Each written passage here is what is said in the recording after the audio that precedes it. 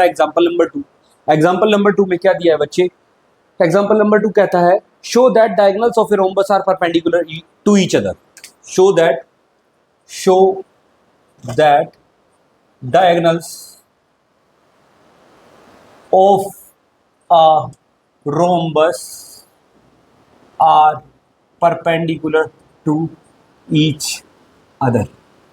ठीक है बच्चे, अब इसमें क्या करना है हमें? रोम्बस दिया हुआ है बच्चे, रोम्बस दिया हुआ है और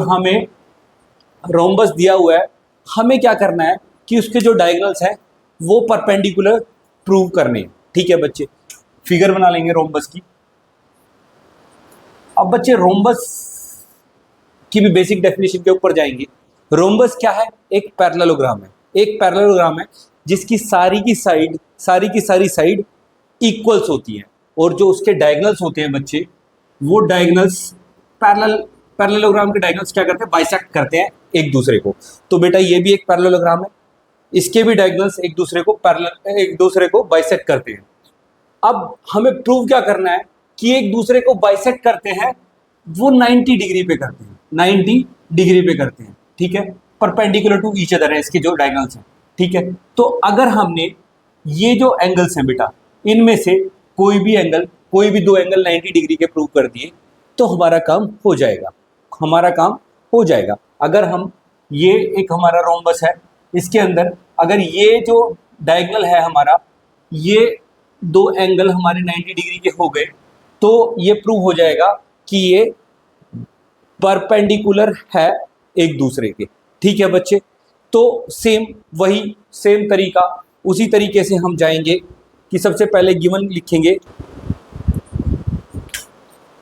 तो बच्चे सबसे पहले हम वही गिवन लिखेंगे। सबसे पहले नेमिंग कर लेते हैं इसकी, ABCD, ये हमने इसकी नेमिंग कर ली। और ये मान लिया, ये जो बाइसेक्ट करते हैं एक दूसरे को, इंटरसेक्ट करते हैं डायगोनल, ये पॉइंट है O। ठीक है बच्चे, अब हमारा मेन टारगेट क्या है? हमारा मेन फोकस है इन दोनों को 90 डिग्री प्रूव करना। ठीक है बच्चे, ठीक है, हमारा मेन फोकस रहेगा इन दोनों को अगर हम 90 डिग्री प्रूव कर देंगे तो हमारा ये प्रूव हो जाएगा कि ये जो AC डायगोनल है, ये जो और DB डायगोनल है, ये एक दूसरे को परपेंडिकुलर बाइसेक्ट करते हैं। ठीक है बच्चे, तो सबसे पहले गिवन मैंने बता रखा है आपको, सबसे पहला काम हमारा गिवन ही है। गिवन में क्या है? ABCD is a rhombus, ABCD is a rhombus. ठीक है, रोम्बस। ठीक है बच्चे, और ये AC and DB are diagonals. ठीक है, अब डायगोनल्स अब एक दूसरे को बाइसेक्ट करते हैं, bisect each other at O। ठीक है, बाइसेक्ट करते हैं एक दूसरे को पॉइंट O पे। ठीक है बच्चे, ये हमारा गिवन वाला पार्ट हो गया। ठीक है, अब ABCD रोम्बस है तो हमारा ये अंडरस्टूड हो जाएगा कि भाई सारी साइड्स इसकी इक्वल है, क्योंकि ABC रोम्बस की सारी साइड्स इक्वल होती हैं। ठीक है बच्चे, अब हम चलते हैं टू प्रूफ पे। टू प्रूफ क्या कह रहा है कि हमें परपेंडिकुलर प्रूव करना है। इसका मतलब हमारा क्या है? अगर हम AOD और एंगल COD इसको 90 डिग्री प्रूव कर देंगे, AOD और COD को किसी भी इनको एंगल को 90 डिग्री प्रूव कर देंगे तो बच्चे हमारा ये परपेंडिकुलर प्रूव हो जाएगा। ठीक है, तो हमें यही मैं लिख देता हूं यहाँ पे। टू प्रूव में क्या लिखूं बच्चे? Angle AOD is equal to angle COD is equal to 90 degree. अगर ये प्रूव हो गया तो मैं कह सकता हूं कि ABAC परपेंडिकुलर टू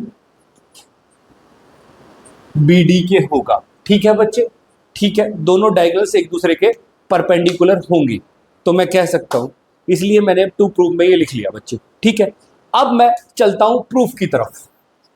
प्रूफ है कि वो पूरा प्रोसेस जो हम करने वाले हैं वही करेंगे। तो बेटा जी सिंपल सी बात है, अब हमें दिख रहा है कि ये दोनों ट्राइंगल्स ही हमें चाहिए किसी भी तरह। ये दोनों ट्राइंगल्स अगर हम कॉन्ग्रुएंट प्रूव कर देंगे, और ये वाले जो एंगल CPCT से हमारे इक्वल हो जाएंगे। अब हमें पता है ये दोनों एंगल्स हमारे एक ही लाइन के ऊपर बन रहे हैं। ठीक है, तो एक ही लाइन के ऊपर बन रहे हैं तो इनका सम क्या हो जाएगा? 180 डिग्री। और जब सम 180 डिग्री है, दोनों एंगल्स इक्वल है, तो एक 90 डिग्री का प्रूव हो जाएगा, और जब 90 डिग्री का प्रूव हो गया तो हमारा काम हो गया। ठीक है बच्चे, इसी तरीके से हम जो है पूरे प्रोसेस प्रूफ के अंदर यही प्रोसेस पूरा फॉलो करेंगे। तो बेटा ये दोनों ट्राइंगल लेंगे, कौन कौन से, AOD एंड COD। तो मैं लिखूंगा in triangle AOD and triangle COD। ठीक है बच्चे, ये दोनों ट्राइंगल मैंने ले लिए। ठीक है बच्चे, ये दोनों ट्राइंगल मैंने ले लिए। ठीक है, AOD और COD, ये दोनों ट्राइंगल ले लिए। अब मुझे पता है कि ये जो डायगोनल है ये एक दूसरे को बाइसेक्ट करते हैं। तो बेटा जी AO इक्वल टू OC होगा, बाइसेक्ट करते हैं तो दो पार्ट इक्वल है, ये दो पार्ट में बाइसेक्ट हुआ तो ये दोनों इक्वल होंगे। तो मैं कह सकता हूं AO इक्वल्स टू OC होगा। ठीक है, डायगोनल्स बाइसेक्ट ईच अदर। ठीक है, ठीक है, हाफ ऑफ डायगोनल है ये। ठीक है बच्चे, ये हो गया हमारा।